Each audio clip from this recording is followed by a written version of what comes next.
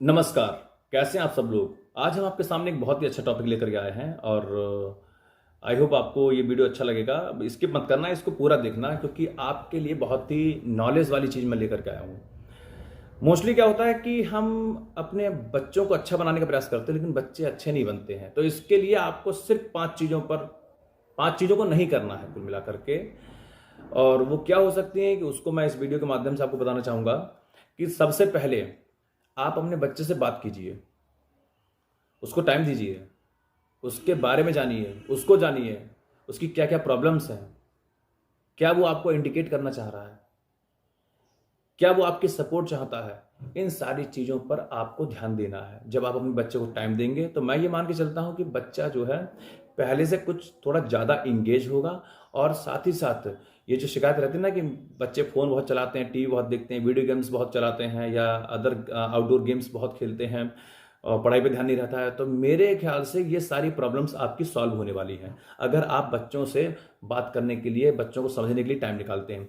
दूसरा क्या है कि अपने बच्चों की तुलना आप किसी दूसरे बच्चे से ना करें, क्योंकि आपको पता होना चाहिए कि इस 1 अरब 41 करोड़ की आबादी वाले देश में IQ लेवल सबका सेम नहीं है।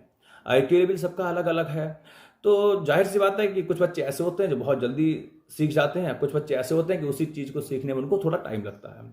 तो हमें ये एग्जाम्पल नहीं देना है, यार ये तुम क्या करते हो, तुम पढ़ाई नहीं करते हो, वो देखो उनके बेटे को देखो उसने टॉप कर लिया है, उनको देखो 95 प्लस मार्क्स लेके आ रहा है और तुम नंबर नहीं ला पाए, तुम्हारे लिए हमने सारी फैसिलिटीज़ बना रखी हैं, तुम्हारे लिए हम सपोर्ट करते हैं। तो इस तरीके का हमें एक तरीके से उसको टारगेट नहीं करना है, हमें किसी बच्चे के साथ उसका कंपेरिजन नहीं करना है।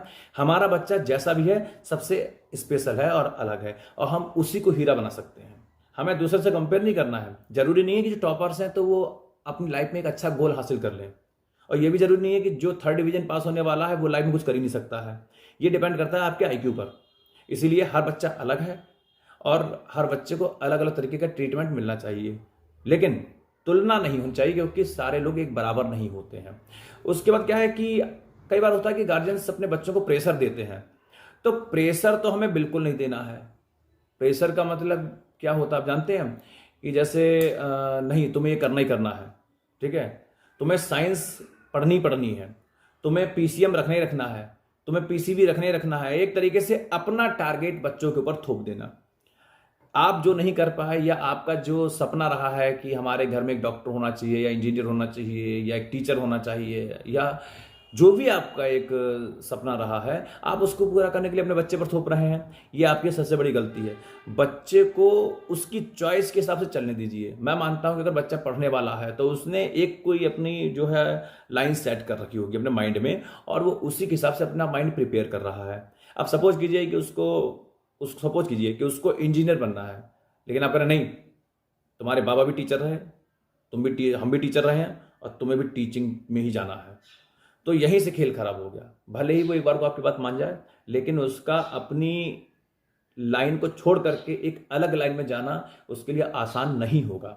इसीलिए बच्चों को समझें, उन्हें पढ़ने दें, और अगर उनकी चॉइस ही आप रखते हैं तो मैं ये मान के चलता हूं कि एक अच्छी सक्सेस आपके बच्चे के हाथ लग सकती है। इसके बाद ही मैं आपको बताना चाहूँगा उसके काम में कभी कमी ना निकालें, ठीक है।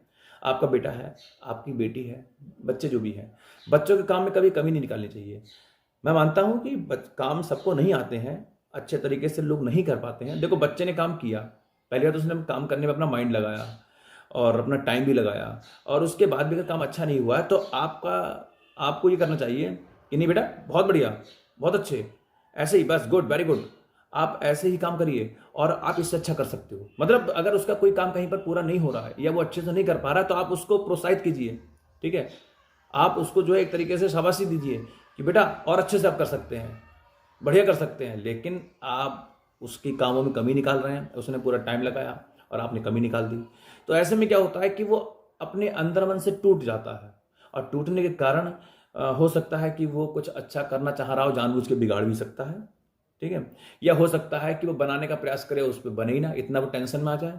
तो बच्चे कमी करते हैं और हमें बच्चों की कमियों को देखना है, महसूस करना है, लेकिन उनको उनके फेस के सामने शो नहीं करना है। अगर उनके फेस के सामने शो करेंगे कि अरे तुमसे नहीं होगा, तुम नहीं कर पाओगे, तुमने बेकार कर दिया, तुम ऐसे हो, तुम वैसे हो, तो ऐसे में बच्चा अंदर से टूट जाता है और जो शायद वो कुछ करने का अपने मन में ठाने हुए बैठा है तो वह भी वो पीछे छोड़ देता है। अब इसके बाद मैं कहना चाहूँगा कि जो बच्चे जो भी सोचते हैं समझते हैं, तो पहली बात हमें बस इतना ध्यान रखना है कि बच्चे की हर एक्टिविटी को बड़ा ध्यान से रखना है, बहुत ध्यान में रखना है। कैसे ध्यान में रखना है कि आप कहाँ जाते हैं, कहाँ से आते हैं, स्कूल की टाइमिंग क्या है जाने की, स्कूल से आने की टाइमिंग क्या है, ट्यूशन कोचिंग्स अगर कोई है तो उनकी टाइमिंग क्या है, इनके बीच का डिस्टेंस कितना है कि घर से स्कूल जाने में, स्कूल से कोचिंग जाने में, कोचिंग से घर आने में, ये जो डिस्टेंस है ये अपने माइंड में रखिए। साथ ही साथ आपको यह भी ध्यान रखना है कि हमारे जो बच्चों की फ्रेंड सर्किल है वो किस प्रकार की है। और मैं आपको बता दूं कि फ्रेंड सर्किल उसकी जैसी भी है, आपको उसकी फ्रेंड सर्किल के बारे में उनके घर तक का पता होना चाहिए।